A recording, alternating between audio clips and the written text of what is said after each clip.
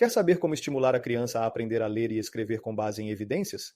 Então, assista este vídeo. Eu acredito que a gente deve priorizar o desenvolvimento químico interno do cérebro, né? E nós temos mecanismos que são sensíveis à atenção e também a recompensas. Então, quando você dá uma recompensa para uma criança, você está alterando quimicamente o cérebro dela de uma forma em que está dando uma recompensa sobre um comportamento. Deixa a criança mais feliz, mas também reforça aquele processamento que foi feito. Outra coisa que as pesquisas mostram é que se a gente deixa a criança dormir mais, isso altera a química do cérebro, facilitando o aprendizado. E isso é muito importante para crianças que têm déficit de atenção, deixar a criança dormir um pouco mais. Você já fez alguma pesquisa em relação às dificuldades das crianças disléxicas? Sim, existem muitas pesquisas sobre crianças disléxicas. E o que a gente vê nessas pesquisas é que essas crianças têm dificuldades no seu cérebro, né, questões cerebrais que afetam aquelas áreas que a gente viu na nossa apresentação de hoje, né? As mesmas áreas que nas pessoas que conseguem ler e escrever funcionam normalmente, nos disléxicos apresentam alguns desvios. E a gente conseguiu detectar esse tipo de desvio desde a criança que está na barriga da mãe. Mas não são alterações drásticas na estrutura do cérebro, são alterações que permitem com que a gente possa intervir. Existem pesquisas que compararam, né, o cérebro de crianças que foram ensinadas com letra cursiva ou sem letra cursiva, e o que a gente vê, no geral, é que o ensino da letra cursiva ele é benéfico, porque ele cria um novo circuito cerebral que permite a gente ensinar a direção das letras, né? A direção da escrita, né? De um lado para o outro. É mais fácil você perceber a posição de uma letra quando ela está no modo cursivo do que no modo bastão, né? Uma coisa interessante no método Montessori é que você pode fazer exercícios com a criança para treiná-la que a escrita é de um lado para o outro, da esquerda para a direita, se esse é o padrão do seu idioma. Um outro tipo de exercício muito importante é trabalhar as correspondências entre sons e letras. O treino da consciência fonêmica é essencial durante o período da pré-escola, na educação infantil. Os fatores ambientais e culturais, eles afetam a forma com que as crianças aprendem a linguagem? Ou será que ao redor do mundo é sempre a mesma coisa, né? Todas as crianças do mundo aprendem a falar, a ler e a escrever da mesma forma? Essa pergunta é excelente, né? O que a gente sabe hoje é que, no geral, as crianças têm os mesmos circuitos cerebrais ao redor do mundo. Os mecanismos para ler são basicamente os mesmos que a gente mostrou aqui hoje. Mas existem fatores ambientais que podem facilitar. Por exemplo, a gente sabe hoje que um dos melhores preditores para saber se uma criança vai aprender a ler e escrever corretamente são as habilidades de consciência fonológica e fonêmica. O nível de habilidade de vocabulário de uma criança pequena também indica o sucesso que ela poderá ter. E esses fatores são fatores que podem ser facilmente estimulados na educação infantil. Já se sabe que, em alguns casos, para famílias de baixa renda, é importante que a gente fale para elas que elas precisam falar com as crianças para que a criança se desenvolva. E explicar que, a partir desse desenvolvimento da fala, que a criança vai estar pronta depois para ler e para escrever. Então, mesmo que a gente ache que só devemos alfabetizar aos 5 ou 6 anos, a gente deve fortalecer o conhecimento do vocabulário e o conhecimento da consciência fonológica aos 3 e 4 anos. Olá, eu gostaria de saber se existe algum tipo de característica que a gente deve colocar nos jogos pedagógicos para que a gente não crie um problema de déficit de atenção ou que a gente realmente fortaleça o ensino da leitura e da escrita. Que ponto interessante, né? Você trouxe a atenção da gente para uma questão crucial, que é a atenção, né? E os jogos são muito importantes para desenvolver a atenção das crianças, inclusive das crianças que têm transtorno de desenvolvimento da atenção. Quando eles estão jogando, eles geralmente têm um nível muito alto de atenção.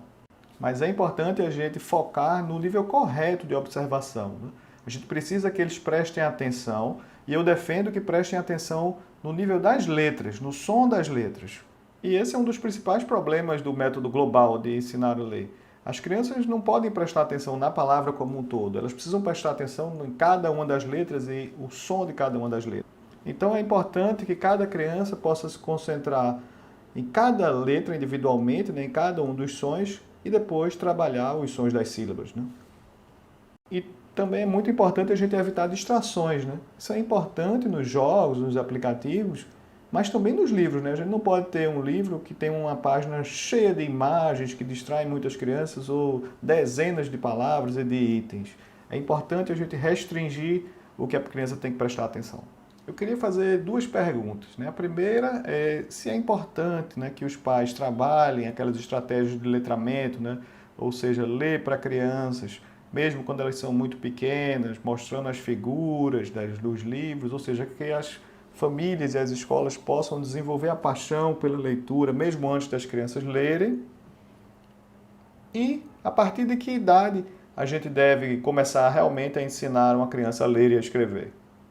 Eu acho que as práticas de letramento são muito importantes para despertar a motivação das crianças, né? A motivação é um dos fatores que afeta o aprendizado de uma forma ampla, junto com a concentração, com a capacidade de atenção.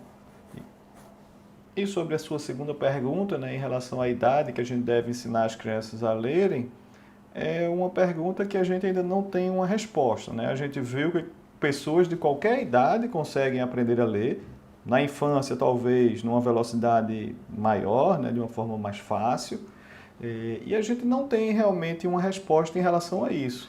A gente tem visto, né, muitas crianças se alfabetizando ali em casa com 4 e 5 anos, né, e não existem evidências que mostrem que isso é prejudicial. Então, talvez a gente possa alfabetizar as crianças aos 4 ou 5 anos, mas no fim, nós cientistas, né, precisamos ser humildes e a gente hoje, nesse momento, ainda não sabe dizer qual é a melhor hora para alfabetizar uma criança. Mas é preciso lembrar também que as crianças pequenas precisam se movimentar, precisam brincar, precisam trabalhar com jogos de matemática. Então a gente também não deve ter uma pressão para que as crianças se alfabetizem muito cedo, né? Existe um exemplo muito bom que é a Suíça, né? Alfabetizam aos 7 anos e não parece que exista nenhuma perda porque eles fazem isso. Existe um grande debate em relação a quantas línguas uma criança pode aprender ou quando uma criança deve aprender uma segunda língua. Obrigado pela pergunta. Em relação à velocidade com que a gente aprende uma língua, depende muito do idioma, né? Então, italiano, por exemplo, é uma língua muito regular. Cada letra só corresponde a um som. E isso faz com que seja possível aprender italiano em até 3, 4 meses. Inglês, por outro lado, é uma das línguas mais difíceis, porque existem muitas irregularidades. Então, aprender a falar inglês vai requerer mais tempo. Mas mesmo em linguagens irregulares, como o inglês, depois de 3 anos de trabalho, uma criança já deveria estar lendo e escrevendo corretamente. Em idiomas mais regulares, em 1 ano a criança já deveria estar lendo e escrevendo corretamente. Eu estive recentemente no Brasil e lá eles me disseram que eles querem alfabetizar as crianças em até 3 anos. E eu fiquei dizendo várias vezes, não faz sentido. Na sua língua, o português, você devia alfabetizar essas crianças em 3 meses, ou 6 meses, no máximo 1 ano.